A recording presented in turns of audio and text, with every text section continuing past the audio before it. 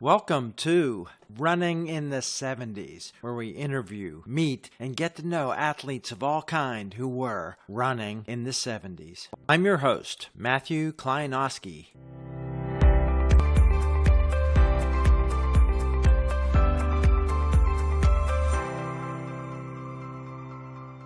Today on the podcast, we're out in California with an amazing person with an amazing story, a spectacular runner, a legend in California from the 60s, a legend in his community and has touched a lot of people, and some coaching after his running career ended.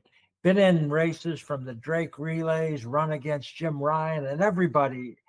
There's a project on the books to make a movie about his life. We'll see if that movie comes. We'll find out things, but we'll go all the way from the beginning and enjoy some time with Pete Romero. Hi, Pete. I was going to say good morning. It's been a little shaky, but it is a great morning today. And I feel privileged to be on your show. And I want to share a lot of things with people. Let's go for it. Starting at the beginning, you grew up, and back when you were a little kid, your name was Pedro, right? Yes. A detriment, because when you jump to a new country from Juarez, Mexico, across the bridge to El Paso, well, you're in America, a new country, new language. If you speak Spanish, you get punished. And the teacher doesn't speak Spanish that well. So you're like nowhere, like in the middle. There's no bilingual programs. You get in there, you sink or swim. Yeah. What year did you come into America as a kid? I was born in 48 and I was here in 52, 1952. It wasn't all smooth, right? No. Apart from your own language border, the idea of paperwork and customs people and the life in the border towns, what happened there? Well, we're in the border and it's a rough place. There used to be tenements and there was giant rows of tenements. What happened is that people used to build tenements on what was assumed was their property, but the river had changed. The river had gone south. So people kept on building until Lyndon Baines Johnson said, wait a minute, that's not ours. It belongs to Mexico. So they had to tear those tenements down. Well, I was in one of those tenements, and they were 7 people upstairs and downstairs on the left, and the same thing on the right, with one bathroom to be shared in the center, upstairs, downstairs. Mom wouldn't let me go outside because there was a smell of marijuana. There was people selling drugs. It's the border. We're right on the border. There's prostitution, a lot of gang stuff, a lot of activity all the time. Sirens going on all the time. That's where we were. Actually, I appreciated America because I thought, wow, here everything is paved. The streets are paved. There's police, the school. There's a lot of things that other countries don't have. And we think, that things are like America. They're not. They're terrible. So dust on your shoes, dust everywhere. And yeah, it must have looked like a little bit of a paradise upgrade. I thought I was in heaven. My mom and I were crossing the bridge to go to Juarez, to go to Mexico to buy some stuff. Weekly walk. We're walking up a concrete bridge. There's a crack in the bridge. And I look down in the crack and my mom says, don't look down, So I look down and I see a little boy, a couple of boys. They just have shorts on, underwear, no shoes. They're dirty. They have a stick with a cone on it, and they're asking people for pennies. And I said, Mom, these kids don't have any shoes. They don't have any. She says, don't look down there, And I said, boy, Mom, I said, we're so lucky. We live in America. We have a place to stay. We have shoes and clothes, and we have food to eat. And here, we're actually impoverished, but we're lucky because we live in America. Yeah, quite an upgrade. Well, you got deported. Yes. Right?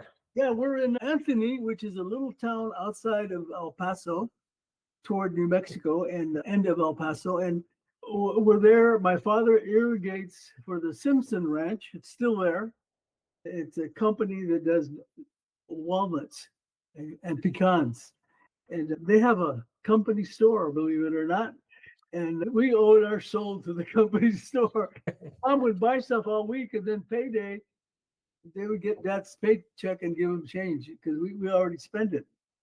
And Dad's irrigating in the daytime and one morning, and about 10 o'clock, and I'm out playing in front in the dirt, and two guys come in a green van, and they come out, big, tall cowboys, but they were not Mexican people, they were white guys.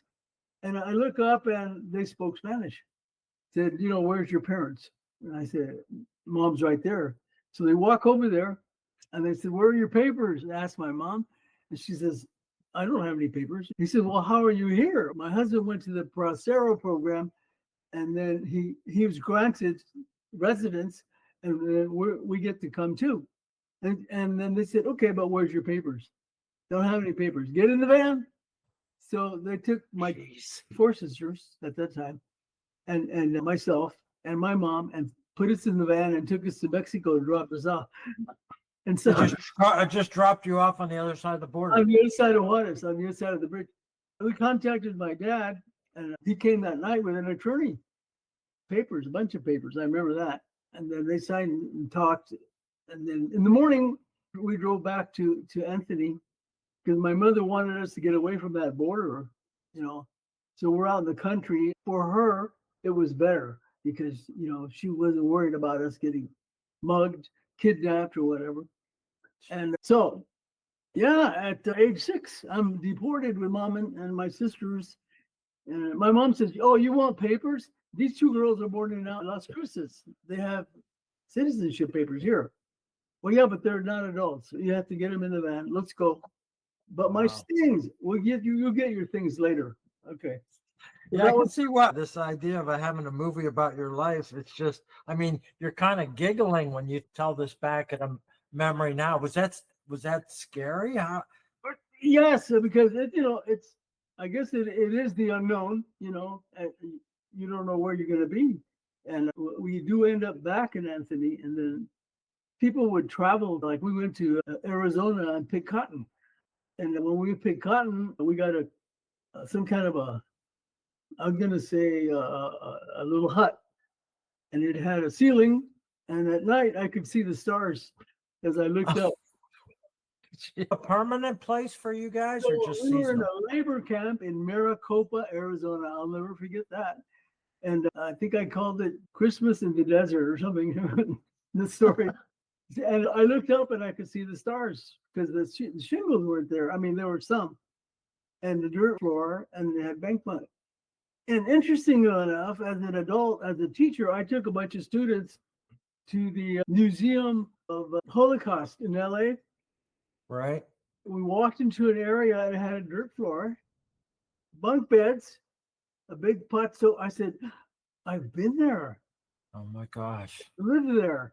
And it was in Maricopa, Arizona. Same thing. Dirt floors, open ceiling, bunk beds, and a big stove at the end. And I thought, wow. When did you get to California? Shortly after that, cotton season ended. And so we ended up back in El Paso. And then my mom says, we have got to change. We have got to change. We had an issue with my father because he liked to drink. Friday, Saturday, Sunday, he liked to drink. And so he was a different person. And unfortunately, I didn't care for him too much. Usually I was protecting my mom because he was get violent. And it's very common, with, I'm not going to use the word Catholic, but I did. You have big families because it's the law. You have big families. Right. And alcohol is a part of it, And I recall my dad drinking and said, I'm very tired. And I guess his muscles hurt because he did construction, drywall, and very painful. I learned that later in my life. Ow, you work a day or two and it takes you 4 days to recover. Well, he didn't have that privilege. So he would drink alcohol and it would calm his muscles down. And I just part of the lifestyle. But I'd see my dad and I'd go hide. I didn't really want to be around him. Yeah. Okay, you moved to California, and what was the living condition there in the farm? Interestingly, a cousin called my mom and said, you need to come out here because out here you're going to make every day what you make in El Paso in a week. Mom says, how could that be? Well, get on over here. The money's on the floor. All you got to do is pick it up. Well, we end up in a fig field in Fresno, and you have to pick up the figs and put them in a box. All you got to do is pick up the money and put it in a box. But that was, interesting. All the kids were out there, picking figs out in Fresno, and it was very hot, extremely hot. 105, was in the summer. It was hot. 110 sometimes.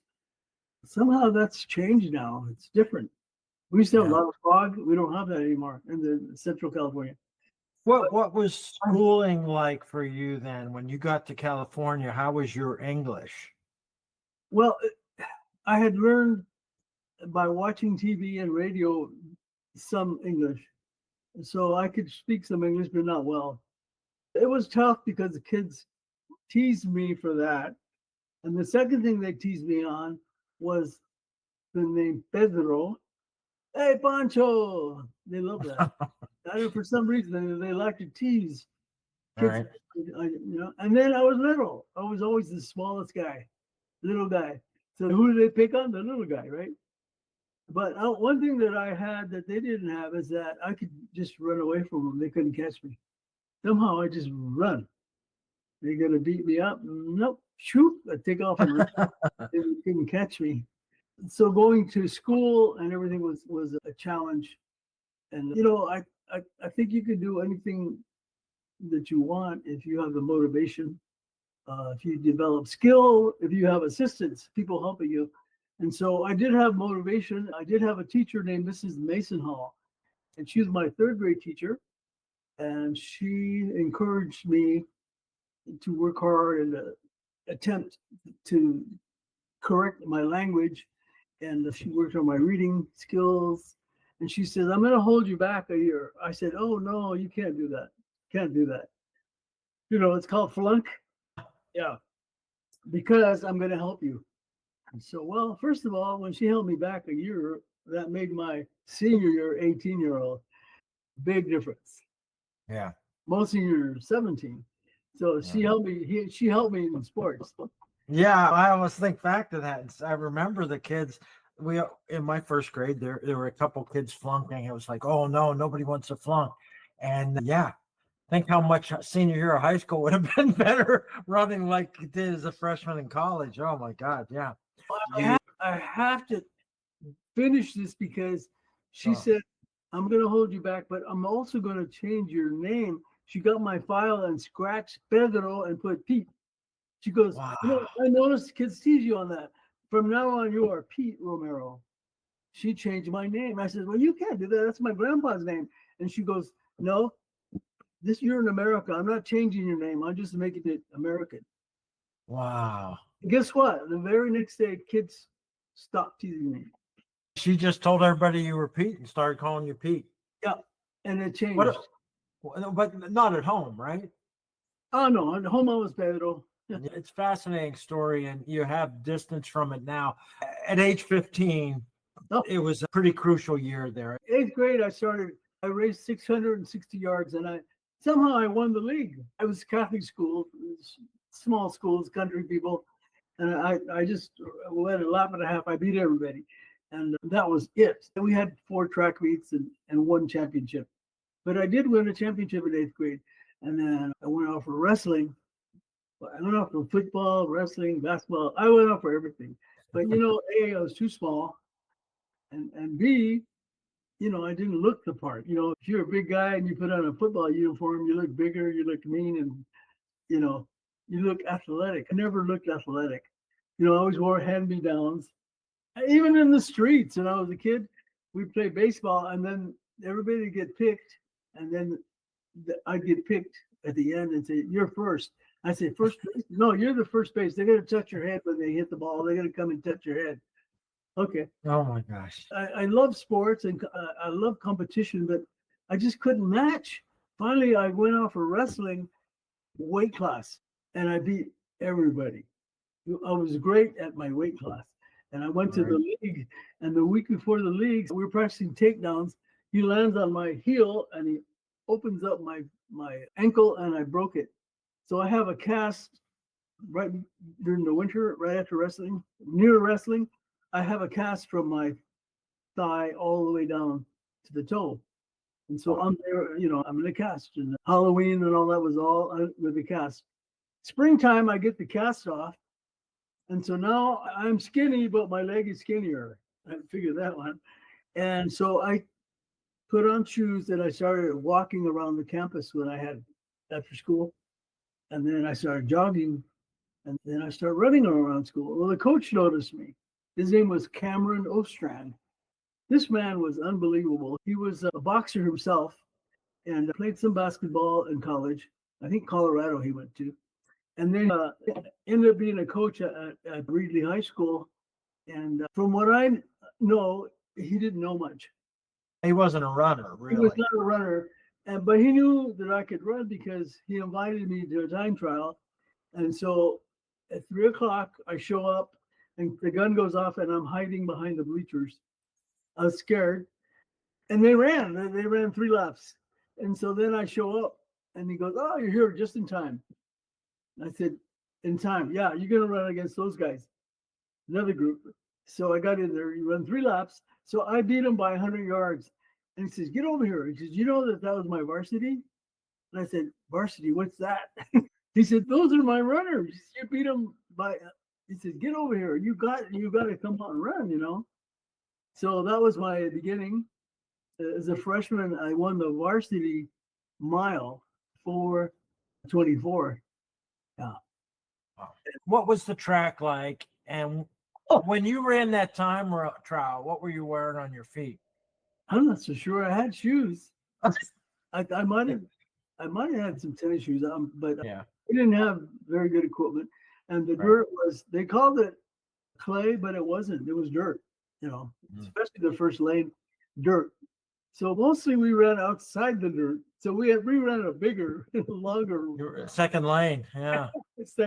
Yeah, because the inside it was just mush, If you did wear spikes, you had to wear these 1 inch, and there was like 6 of them on 2 sides. So the shoes that you got were heavy, and so there was no bounce, and we ran 2 miles, not 1,600 meters. I'm sorry, the 3,200. Yeah. Yeah. No, we had to go run 2 miles. It's just longer, and the same thing with a mile. I want to talk about competition a little bit. You beat everybody on the varsity by 100 meters in a couple laps, and you liked competition. As you got older there through your senior year, how were your teammates? Teammates, we had a small school. Although the school was small, our coach was a Pied Piper type. He got 100 kids out for track. Wow. And, we had kids from the foothills that came on a bus in the morning, big white kids, and then we had Mexican kids, probably 12% of the population. We all ran distance for some reason, the Hispanic kids, and then the white kids did field events. So interestingly, if you were from the city, you had black athletes. And they only had 3 guys, but they won the 100, the long jump, the 200. They ran the relay. They had 4 guys. You could beat everybody. You could beat Reedley High because we just had a kid here or there. But this guy Ostrand, he put together teams against the city kids, and we were victorious. We would get points here and there, and I would give them 10 points because I would win the mile usually, or the 2 mile. And there was a school named Edison in Fresno, and they had Olympic gold medalists on that team, in the future. Who was that? Well, I can think of a quarter miler. They had a high hurdler. They had a couple of guys that did well. Yeah. Well, there was no restriction. When I first started in the 70s in Pennsylvania, when I started, if you run the 2 mile, that was it. You could run that, no other. You would run more than 2 events. Didn't you run the half and the mile and the 2 mile? I did that the very first race, my senior year. They just had what they call a on-campus first annual race, and then the seniors were against the juniors and sophomores. And anyway, the inter-class they called it. And so I show up and I ran them 2 mile in 8:53. Now that is the third best in history. At that point. Yes, Riley and from Washington and Jerry Lindgren, Right. they ran it better than that. Well, I finished that, and I go over and I sit down for a little bit, and I jog a little bit, and I run the half mile 1:56, and that's not a real fast half mile, but if you're a half miler in high school, that's a good half. Yeah. And then 2.5 hours later, I ran 4:15. And so then people can't believe it. The newspaper was there and TV was there. It went crazy. And then that Monday, Sports Illustrated calls my school. And Right. This is what got you in the famous Faces of the Future or Faces of the Crowd, yes, right? Yes. So the guy came and he said, your time is I don't know, I'm going to use the word beaminess because one of my best friends is Bob Beeman. And, Bobby got that name put into the Webster's words. That's great. It means beaminess means like way out there. So that time of mine was, I would say, beaminess. And this was on a dirt track, right? Dirt track.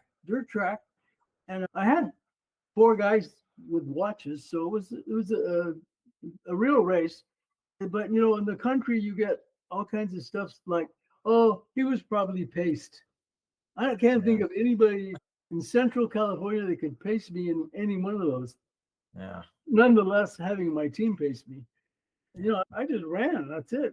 But see, before that though, people don't know that I'm in San Francisco at the Cow Palace, and they fly in the quarry. Right. I don't know who this guy is, and I'm not an indoor runner, because we don't have indoor facilities in California that much. We had some big meets, like at the Cow Palace in San Francisco, Los Angeles Times, San Francisco Chronicle. They had big meets, but nobody had the facility. You would run outside because you could. The weather was good, and then you would go race indoor, which is a technique. You got to know what you're doing, and I didn't. And they line me in this guy 𝐸𝐴, I don't know who he is, and they shoot the gun, and we got to go 22 laps for 2 miles indoor. And so Lindgren had set 9 minutes indoor right there. And they called it the Jerry Lindgren National Invitation. That's what they called it. And Jim Ryan was second to him at that race the year before. I line up with this guy 𝐸𝐴, tall, skinny kid.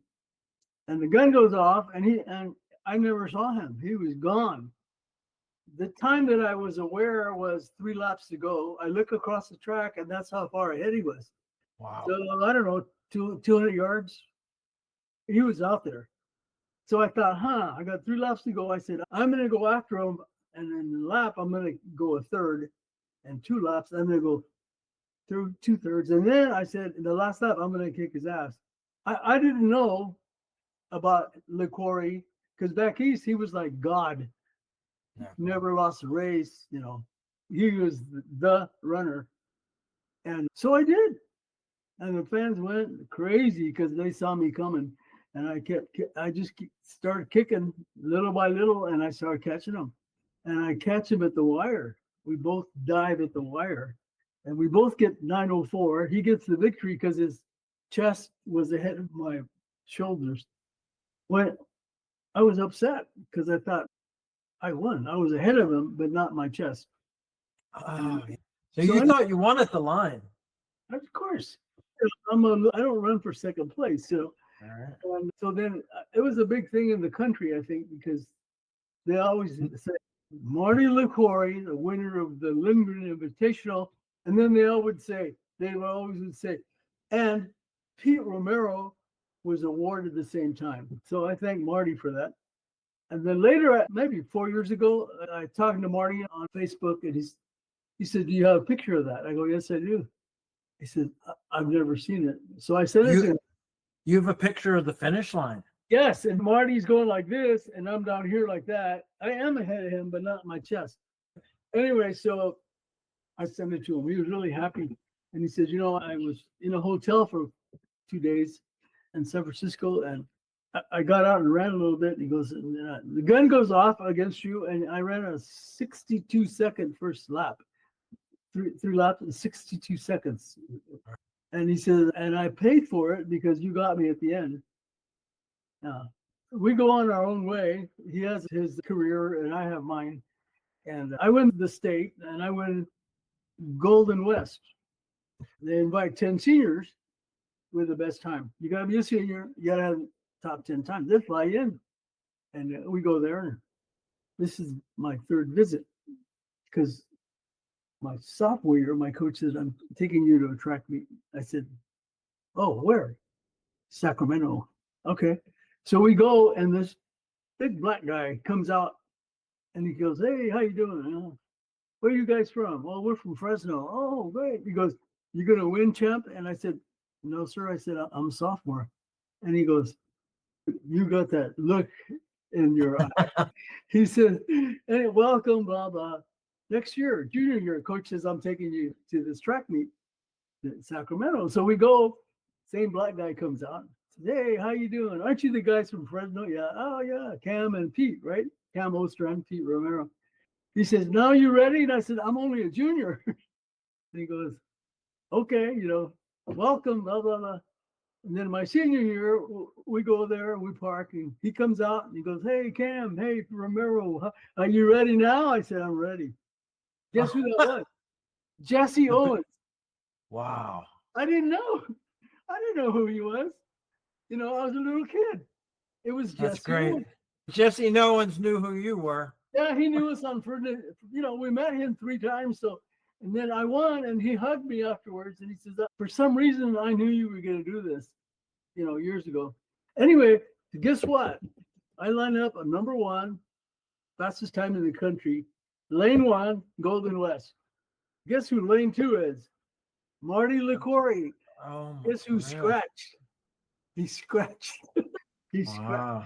Now, I'd run 8:53, 8:54, 8:55, but Marty never broke 9 minutes. And so now his coach has to decide, and he's going to win the mile, or is he going to race Romero and then try to win the mile? Because he's the best miler. But he's got guys there, Vandry, a couple of guys, 403s, 402s. So he scratched. So I looked up at coach and I said, I'm ready for this guy, And that happened. He scratched. Yeah. I ran 9 minutes and won by myself. I was by myself. And then 2 hours later, I ran the mile and got 5th. Marty won. I got 5th. It's 4:15, 9 minutes and 4:15. And that happened, And so you figure where I came from compared to that. Yeah. Well, how much were you training? You talked about the one meet, the inter-squad meet. You raced 3.5 miles. I did that a few times too. 3.5 miles. How much were you running in between meets? Well, I mentioned that my coach was a great guy, but he wasn't knowledgeable about running. He was the type that would talk to everyone. Jim Ryan's coach, and he would say, I have this kid. What do you think? So they would give him workouts. And Lindgren's were like crazy. A lot of miles, long distance. His father was alcoholic, and he'd see his father and put his shoes on and go run 18 miles. He stayed away from his dad. And I didn't know that till later in life. And I had gone to Hawaii and visited, had lunch with Jerry. Yeah. Yeah, my son just moved back from Hawaii. He was there 18 years. He just moved back to California. And so when he was there, I went there and we had lunch. Jerry and my son Michael and I. And, Jerry told me that about his dad. And I didn't know, Yeah.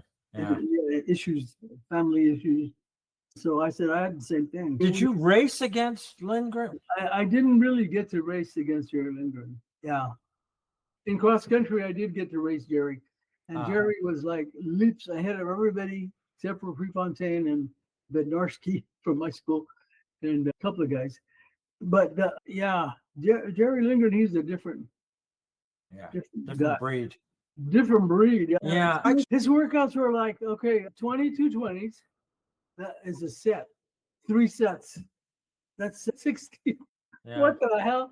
Okay. And then 440 yards. Okay. He'd do 10 of them and 2 sets.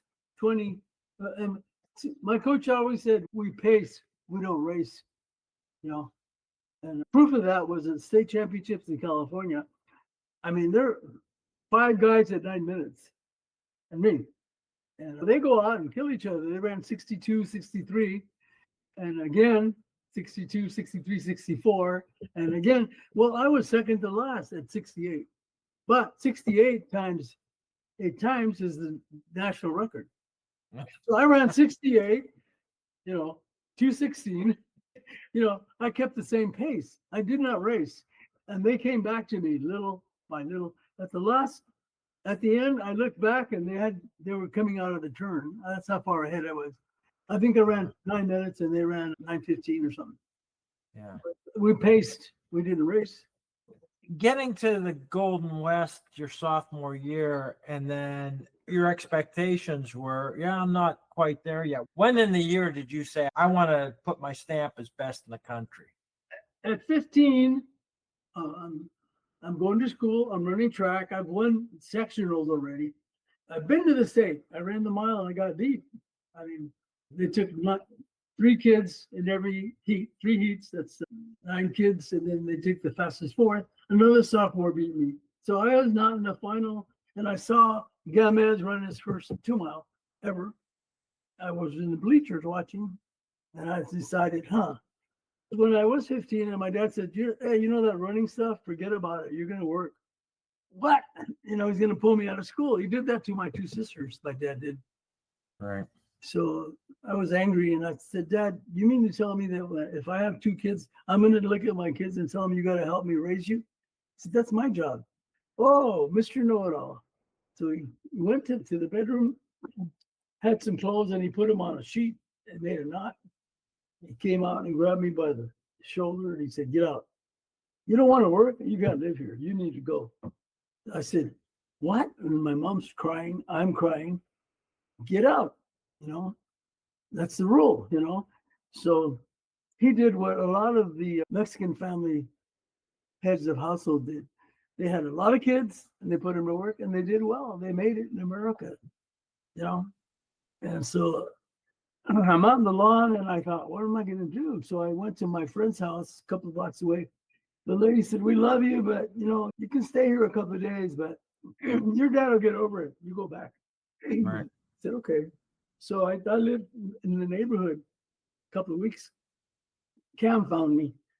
He says, what are you doing? Why aren't you running? What's going on? Oh, my dad kicked me out, He says, get in the car. I'm going to go over there and tell him. I said, no, you're not. I said, this is what they do. They're in a different race. They're in a race of survival in a foreign country of which they don't speak the language. And they got a lot of mouths to feed. I said, you're talking to a different guy. Yeah. And he goes, well, get in the car. And he took me to an attorney and he made a paper and my mom signed it. So he said, you go into my house. So we go to his house and he has a swimming pool. The guy flies an airplane, his own airplane. He has a ranch. He has a cabin in the mountains. He was a hustling guy. He owned a liquor store, a drugstore, and he was a coach. He was a go-getter. Guy never slept. Wow. So you spent the next couple of years living with him? Yes. And he takes me into this room that was like 15 by 20 and a big king-size bed and a desk. He says, come on in. He goes, this is your room.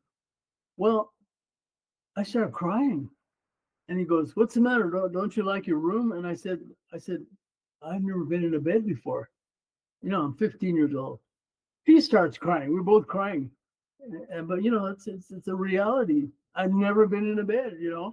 And so, so I'm there. And his wife was Doris Ostran.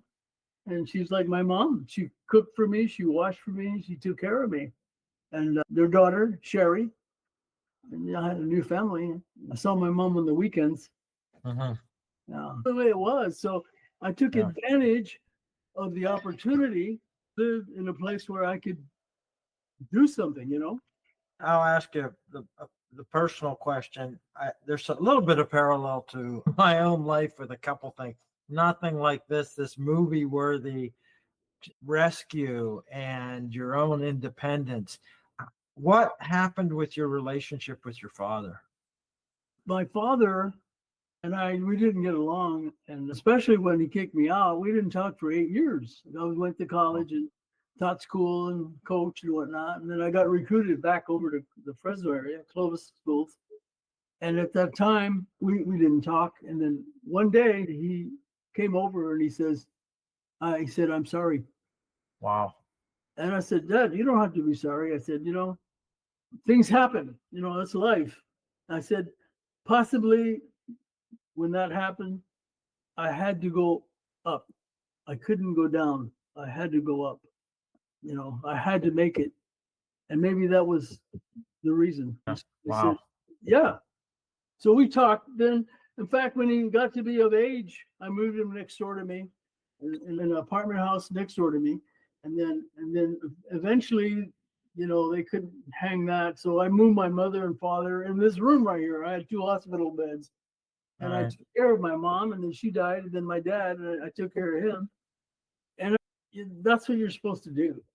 Take care of your family, And wow. Yeah, I didn't get along with him. I thought, he brought me to America where I could do something. Yeah. I owe him that, That's pretty magnanimous attitude, and it's a great perspective you have. Let's talk about, you're in California, and through twists and turns, you end up back in El Paso. How did that happen? Wayne Vandenberg, I guess Illustrated called him the fastest mouth in the West. Now, in high school, you got to have a coach that knows the P's and the Q's, and he teaches you how to be.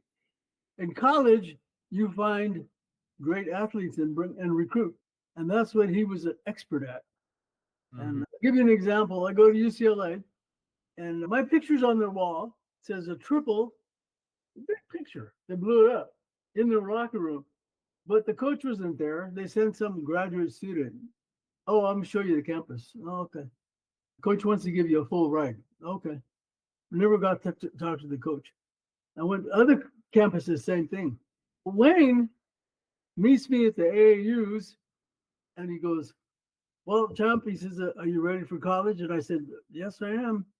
He goes, well, I need to tell you that our school wants you to come, a full ride. And he says, I talked to your coach, and he wants you to come visit me. Here's an airline ticket.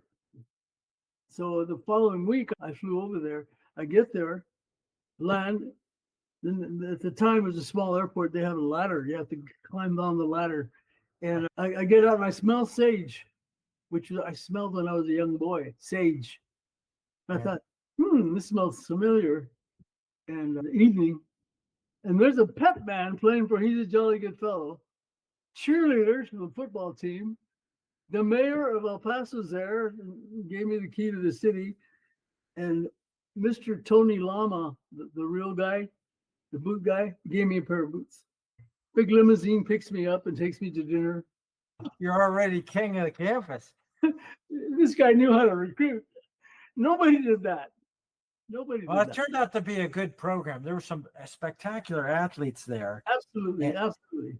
I mean, and one race I could point out to, I want to make sure it gets in here, was, I think it was a rainy day, the Drake Relays with your 4-mile run, and you're on the track with Jim Ryan. I don't know exactly how the relay went. I know you won by 100 yards, but what was that like? On a Friday, we're in Des Moines, Iowa, and the coach has a meeting with 4 of us. And he talks to the first guy, second guy, third guy. And I thought, oh my God, I'm going to be anchoring. And I thought, what the heck? I got nothing to lose, right? So I told the guys, you got to help me. Give me a couple of seconds each. I said, I won't let you down, And so sure enough, the gun goes off. He's got the best high school miler with him, and Jim Ryan. And sure enough, they gave me a lead, and I must have run 250 or something for 3 laps, because that's what he did. And then all of a sudden, it started raining. And in Des Moines, Iowa, when it rains, it's buckets. It rained, and I came across the top of the turn, and I never looked back. But as I got to that end of that turn at the top, my coach said, I think you're good. I think you're good. Bring it home. 300 yards to go. I just kicked it in, and we won. And next morning, there's a newspaper article with Ryan with his head down and a baton in his hand, and it's raining. And it said, Jim Ryan, world record holder of the half and the mile, could not catch Pete Romero. Yeah. I think you guys won by 10 seconds. Yeah.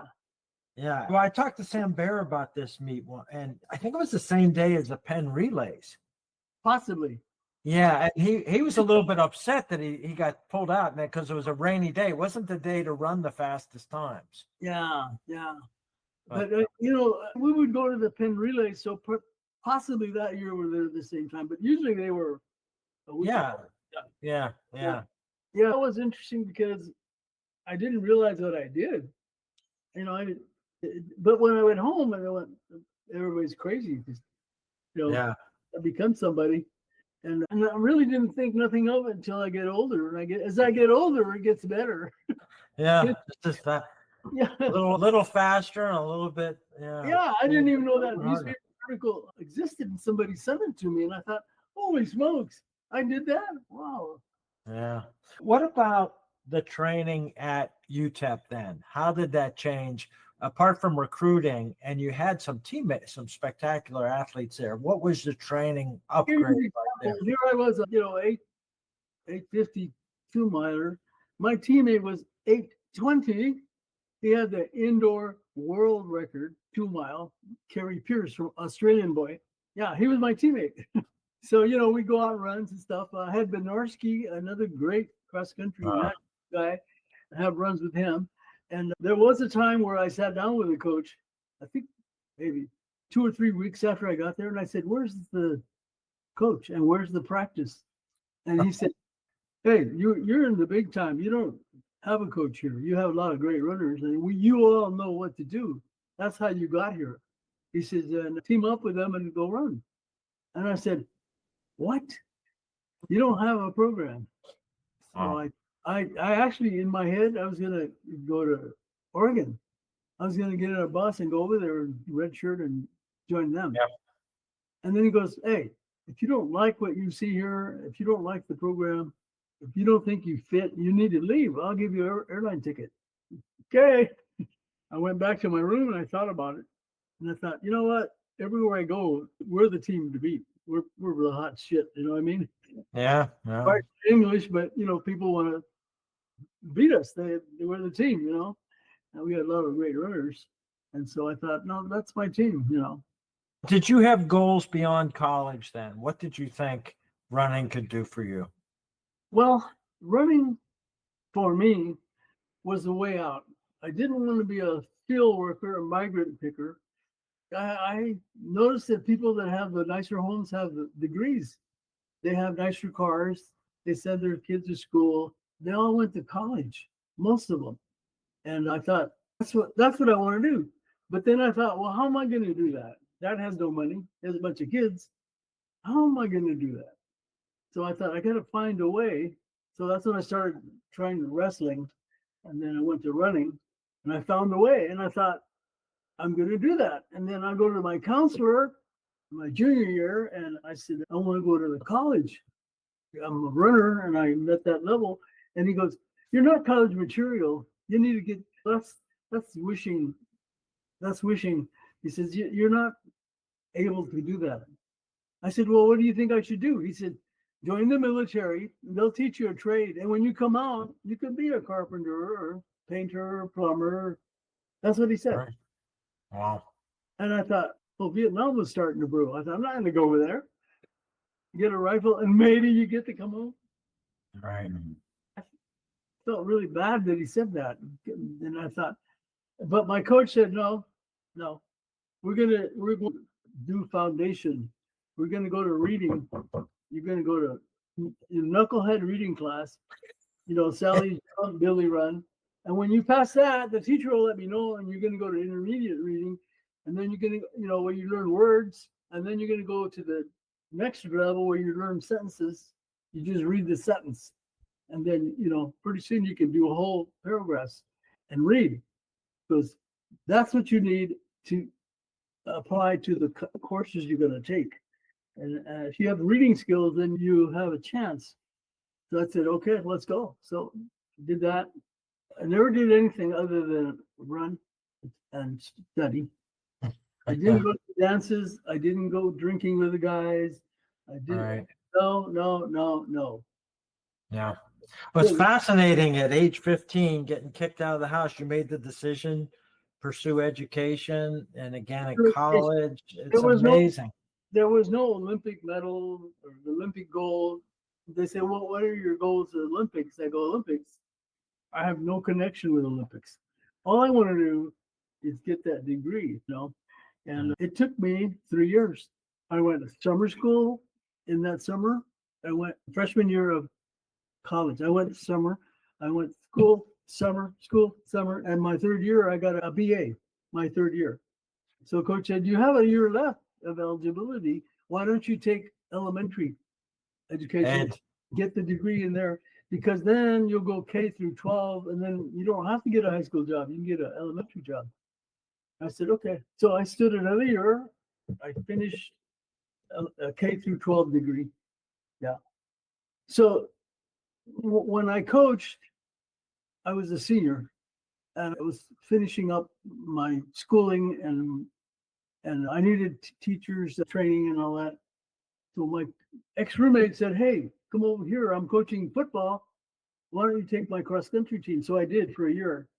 So your senior year at UTEP, that's when you were coaching cross-country, doing your teacher stuff.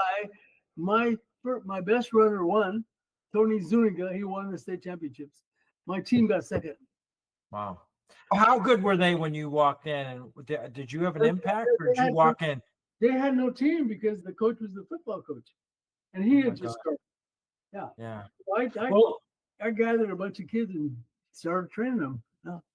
One thing, UTEP, did you guys win a national championship there in the relay? Oh yeah, we won 2-mile relay. Yeah. It was 4 guys ran a half-mile each. Yeah. Indoor NCAA. Indoor national champ, right? Yeah, we upset Wisconsin and all the good guys, and that was great. And we got certificates, and we got Hall of Fame recognition at the college. Yeah, so you're All-American, national champion, high school. You have a long list of, I'm looking at your background here. It doesn't look like a trophy room. Do you have all these things? Actually, I have NCAA championship you're talking about. And and then as I look over there, I have Sports Illustrated framed. Oh, yeah. Senior in high school. Next to that, I have my senior year in college. Somebody sent me a magazine. They said, I thought you might like this. So I said, okay. So I thought it was my magazine, right? No, it says where they ran, Sports Illustrated. Oh, reflective back. Look back. It has me in the background. I'm running. And so I made it twice, both senior years I did. Oh, me and Billy Mills at his house. Picture. Nice. Wow. I want to ask you about the high school Sports Illustrated. What's that process like when the high Sports Illustrated comes and says, we're going to get a picture of you? What's that? What happens? Well, what happened was after school, he put me in his car and took me to the river bottom because we have a river that goes through San Joaquin River. It was spring, and so there was vines, old vines with little buds. And there's a wire that goes through and holds up each vine, a wire, and there's rows of wires. So he put his car in the middle, and he got on top of his car with a camera, and he says, I want you to run across. So he went, click, click, click, click, click, click, click, click. Okay, go back and do it again. Yeah, how many times did you do that about? About 2 or 3 times. Anyway, not too bad. When it came out, it's me. You can't see the wires, but you see the vines and the buds. And I'm in the middle of the vineyard, right in the middle of the vineyard. And the truth is that I used to do workouts in the vineyards because they plowed it and it was like the beach. And so I used to run repeats. And when you have the resistance of that sand, the weight, you have to, it's tough. Your feet grabbing. Oh, so that's kind of an authentic place where you're running, but it is a cool picture. Yeah. Well, let's talk about your coaching. After that year as a UTEP senior coaching, you did some more coaching. How'd you approach coaching and kids, and what the kids know about you, Well, Coach Pete. there was no team. There was no team. And the athletic director at our college was on the board of Atlanta Unified, and they had Bel Air High School. And so the athletic director saw me and he goes, "Hey, Romero, how you doing?" I said, "Doing great." He goes, "You finished? Are you ready?" I go, "Yeah." He says, "Where do you want to coach?" And I said, "Bel Air High School." And he looked at me and he said, "Bel Air High School? Why do you want to go there?" Military black kids, mostly Mexican kids, 90%. And then I said, "Well, track and field." I said, "That's where I want to go." And he said, "Okay." He calls me up later that day and goes, "Okay, you got the job." Wow. There was no interview. It's just, I got the job. Go over and talk to this guy, athletic director. So I go over there. Now, this district is Atlanta Unified, started in 1898. It's an old school district, 1898. I went over there and he said, "Okay, now you're going to be the linebacker coach, blah, blah, blah." Whoa, whoa, whoa, whoa. I said, "Excuse me." I said, "I'm the track guy. I'm here for track and field." And he goes, "Wait a minute. I'm the one offering you the job." I said, "I don't want to coach football. I love football." I said, "But I don't want to coach that. And I'm here because of cross country." And he goes, "We don't have cross country." I go, "I know. That's why I'm here. You don't have it. I want to coach it." He said, "So you want to come and start it?" I go, "Yes." Oh, man. He goes, "Okay." So he gets on the phone. He goes, "Okay, you're going to teach biology and you're going to coach cross country." I said, "Okay." "Go over there and fill out papers." So I get a big stack of papers and I start going through them and I fill them all out and I give them to the gal and she goes, oh, wait." She goes, "Before you go, you forgot question 23. And I go, "What's that?" "Are you a U.S. citizen?" And I said, "No." "No." She goes, "I'm sorry, but you have to be a citizen of the U.S. to teach in Texas. That's the law. I can't give you the job." And I said, "What?"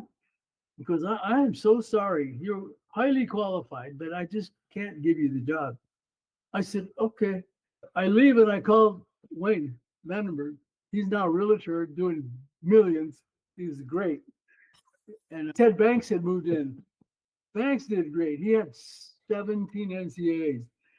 So I talked to Wayne and he says, "So how did it go? Did you get the job?" I said, "No." "Why not?" I said, "I'm not a citizen." "What? How can you not be a citizen?" I said, "Well, I came through a legal residency through my dad." And he goes, "Okay, I'll call you back." He calls me, he goes, "Lunch tomorrow." Okay.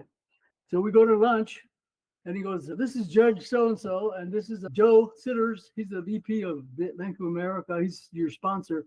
And Wayne is your witness. Okay, you sign there. Here, Pete, you sign right here." And he sticks his hand out and he goes, "Congratulations, you're a citizen." It took my parents 30 years to come and work here. And it took them 8 years to pay attorneys, 8 years.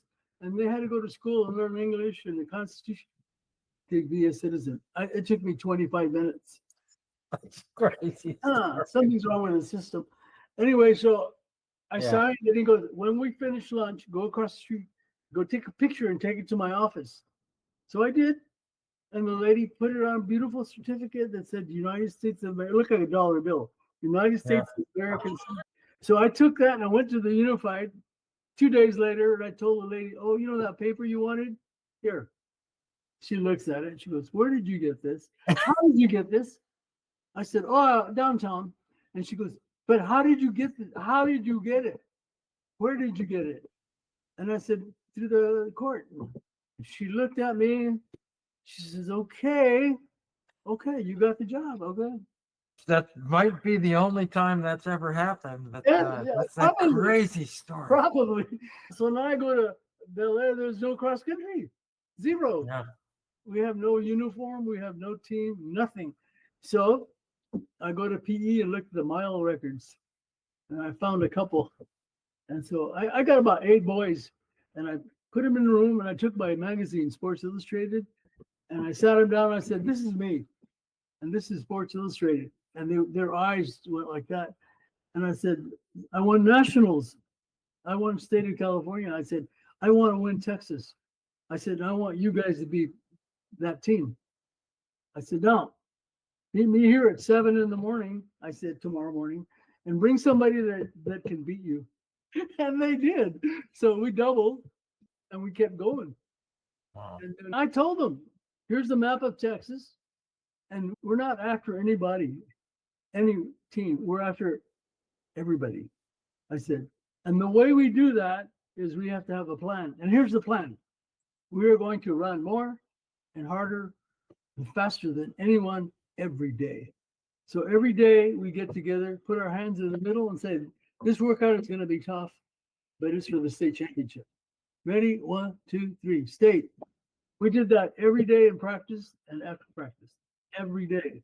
So right here, they didn't know any better. They're brainwashed. So when we ran against people, we tore them up. But I said, it's not you beating them. It's you doing your best. That's our philosophy. I'm doing my best today, you know, and every day when we work out, we do our best. I said, and if somebody in Texas wants to do that, then they have to beat us. So we go to the regional, we go to the league and upset the league. My teammate, El Paso High, we upset them. We go to the regional and we win. And then we go to the state and get third. And then next summer was important because I really solidified the team and came back and never lost. Won every race, freshman, junior varsity, and varsity, every race, and league, regional, and state championship. Happened. I was 24 years old. I am the youngest coach in America to win at that level. 24 years old. And they just bought into. I mean, you're a charming guy. You've got a lot of personality, but how did you get these kids to buy in of just being the Sports Illustrated article is pretty impressive, and you're a genuine person, but wow. Well, you know, the boys were at 0. So we can all we can do is go up. We are at the bottom. I mean, we are 0, no history, nothing. Okay, when we win the state championship, it becomes Atlanta Unified's first state championship ever in any sport. So even now, at 50 years, we went back in the district, had a halftime show, and gave us a big trophy. They're still celebrating that. We were the first. Yeah. It's historic. I would like to talk to you about this idea of a biography movie. Your life has elements of The Blind Side, of this rescue while you're in school. It has elements of McFarland. And in fact, you were at the McFarland meet. Yes. Did they have you there as a guest speaker? Yeah, I was a speaker at their annual fundraising road run. And I met Coach White years ago, and he encouraged me to write a book and encouraged me to do the movie. And he said, be patient. It took 17 years. The moment Hollywood contacted me, it took 17 years. Be patient. And wow, I told him I don't have 17 years. I'm already 77, you know. He was very encouraging, and you know, we talked. He's had to come to a couple of schools and speak with a couple of his boys, and he invited me with him. And he said, this picture was in our locker. We ran to be like him. We wanted to beat him. That's impressive because, you know, they had a winning streak, you know. And yeah, they were untouchable too, yeah. So I ran 4.6 in the mile. Now, there is a history of that mile. I walk into this place, it's called West Hall in Reedy, and you walk in, and then there's a place, it's all lockers and stuff, and there's a place where there's glass, and there's a pair of shoes that were bronze, and there was a picture of a runner, and it said, high school national champion and record holder, 1953. And I said, whoa, really high. Wow. I read that and I thought, wow. It turns out that the school record was 4:17. That was the school. And that happened to be a national record, 1953. Wow. Who was that? I don't know who that was. Oh my God. We'll look it up. Okay. He is known for being a weight guy. He weighed stuff at track meets. And AAU meet. It'll come to me. Anyway, it said that he broke Lamborghini's record in 1939 or something. He broke Lamborghini's record by 0.2 of a second. The Lamborghini record was broken by Simmons. No. Anyway, he broke the record, and then I said, I'm going to break the record. So I broke his record for 06. Lasted 46 years before somebody else in this area ran that. You know what? I ran a 1:52 half mile. And for 2 miler, that's a nice thing to have in your pocket for a 2-mile run. Yeah. Oh, let's talk the title, Racing Against the Sun. How did that come up? I guess I was talking to the coach about my goals and stuff, and I said, I want to win everything, national, state, everything. I said, I'm willing to do what it takes. That's the big difference. A lot of people could say, yeah, I want to do this, but are they going to be willing to do what it takes? You know, and I was. And I was up at 5 in the morning, whether it was foggy or rainy or hot. I was up and I ran 5 miles and touched my base and came back. That's 10 miler. In my head, it was the 5 miler I ran. Well, you got to come back. That's 10 miles in around an hour. Yeah. 60 minutes. Yeah. Every day. On Fridays, sometimes I didn't, or Saturdays, if I had a big race, I didn't. But every day I did that. 5 o'clock in the morning. Yeah. Okay. And how'd that lead to the title? Racing in the Sun. Oh, okay. So he said, tomorrow you got to beat the sun. You got to be up at 5. I said, I'm going to race the sun. I said, I'm going to beat the sun every day. That's where that title came from. Racing the sun.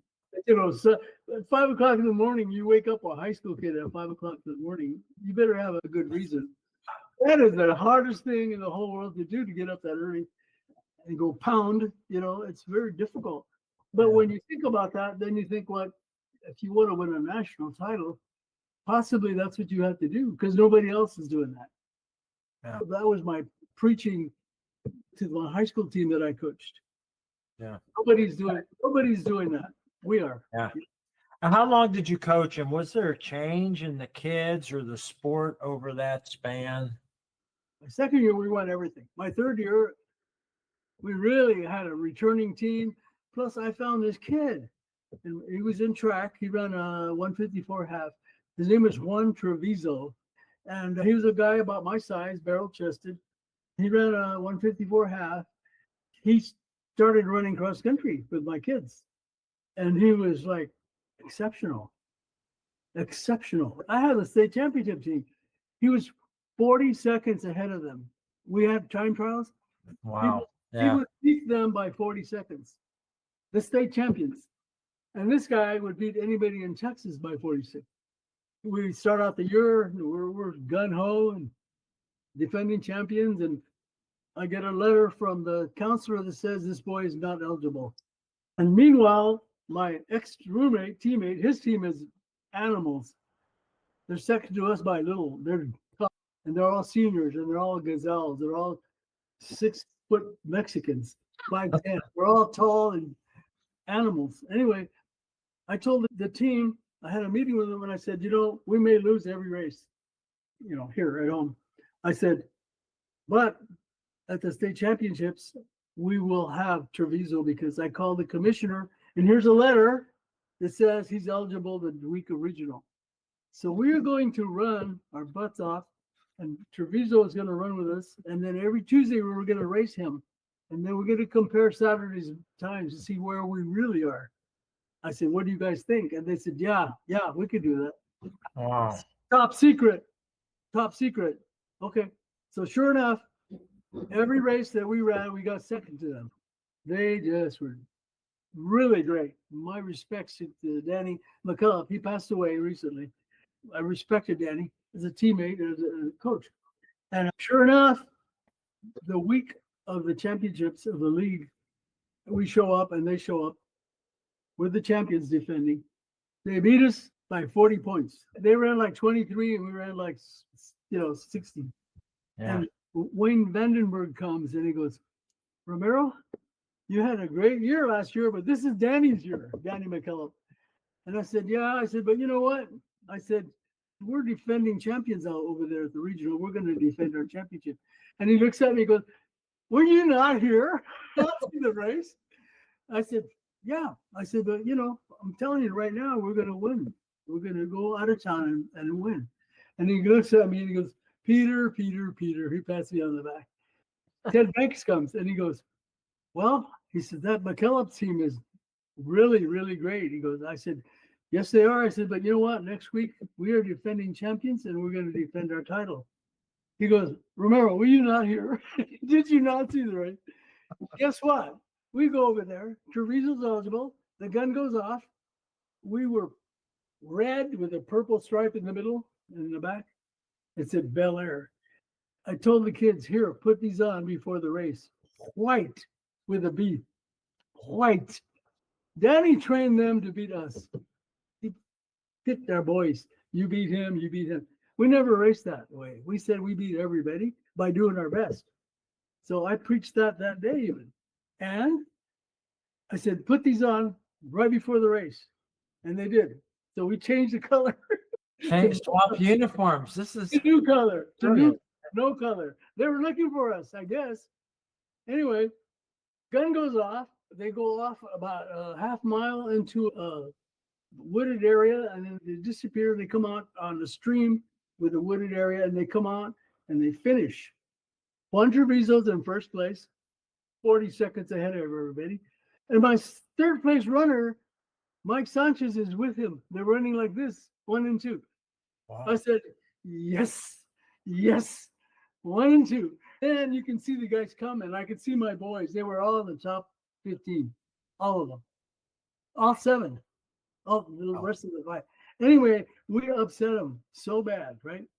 Newspaper comes out and says Bel Air upsets El Paso High, and then it says ex-teammate points finger at.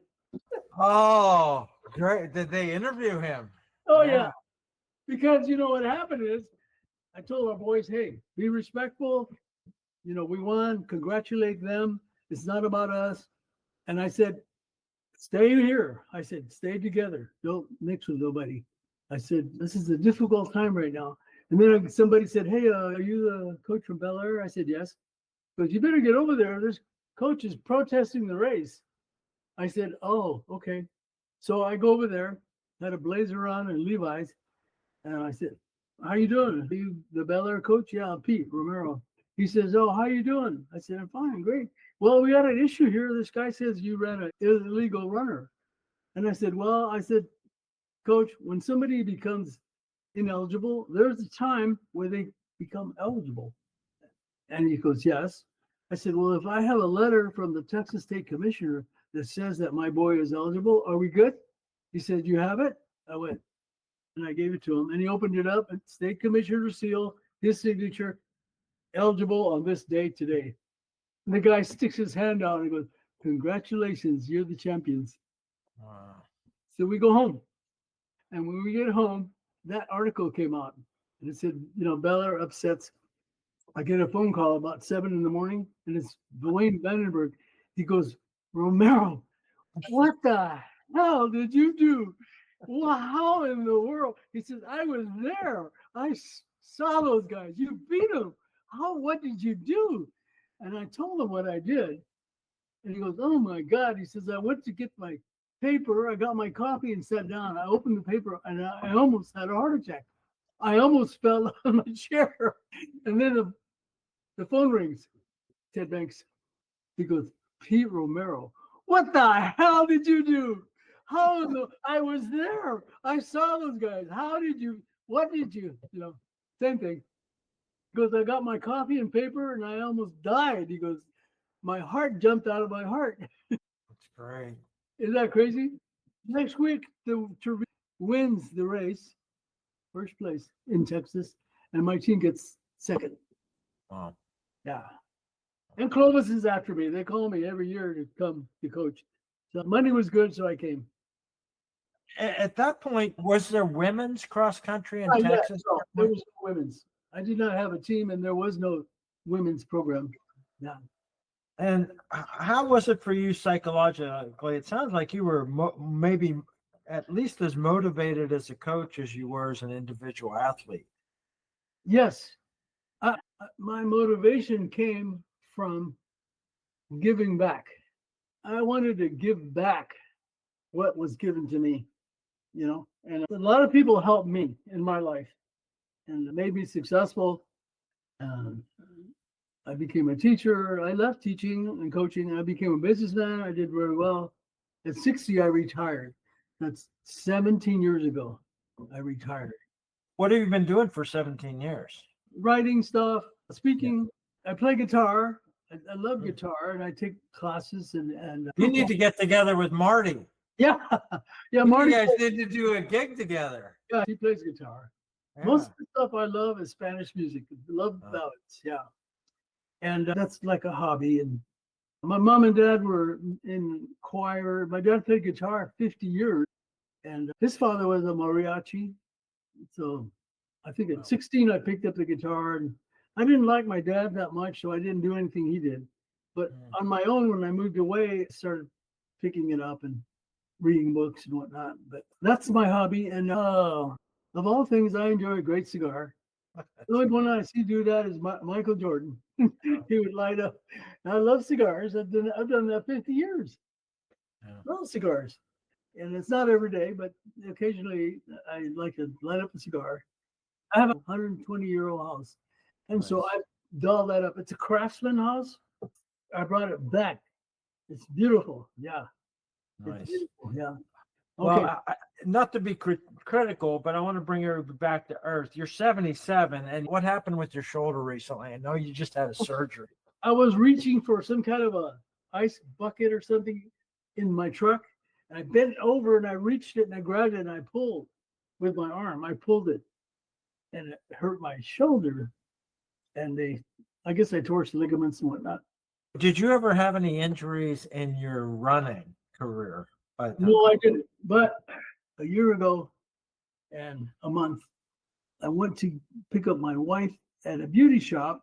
And the lady says, "Oh, she's going to be a while. Why don't you sit down and they'll give you a manicure?"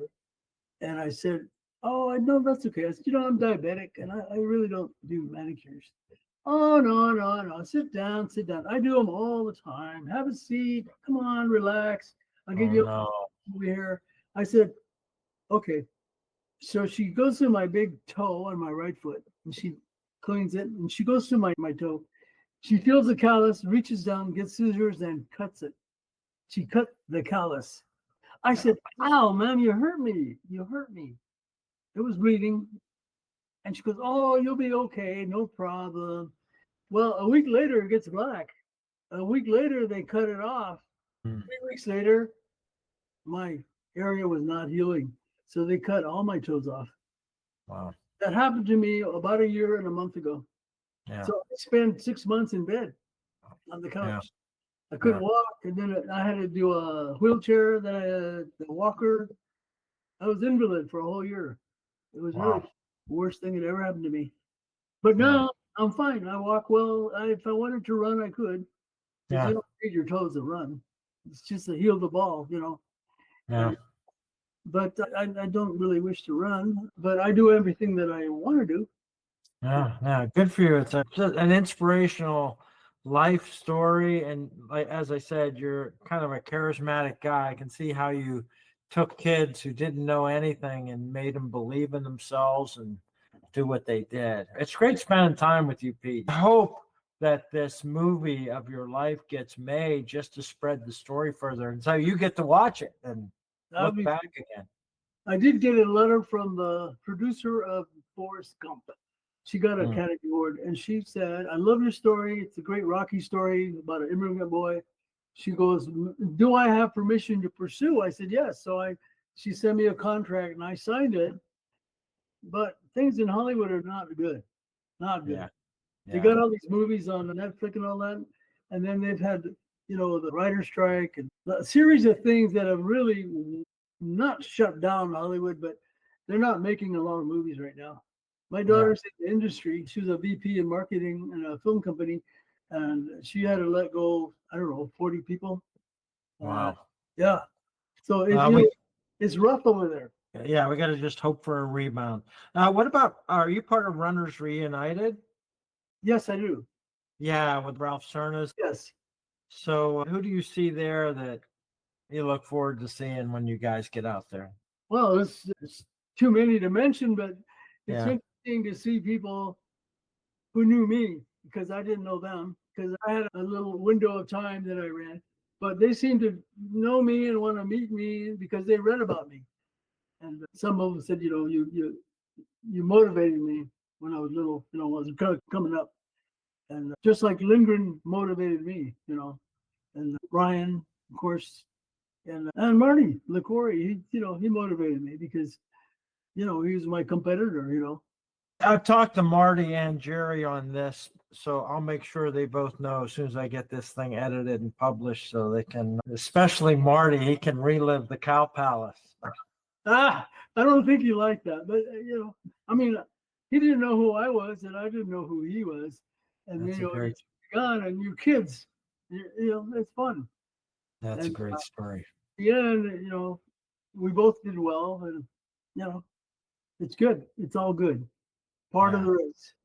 It's a great story. I'm glad to hear you made it through the roughest part with your foot there and your shoulders on its way to healing, I guess. And yes. It's great spending time. Thank you for all your time today, Pete. Well, I appreciate the opportunity to have me on. And Matthew, I hope we stay in touch. Okay, I will. Hey, I hope you enjoyed another episode. Do you have someone you'd like to hear interviewed on the podcast? You can leave a comment on the YouTube channel or on the website, running70s.com. That's running70s.com.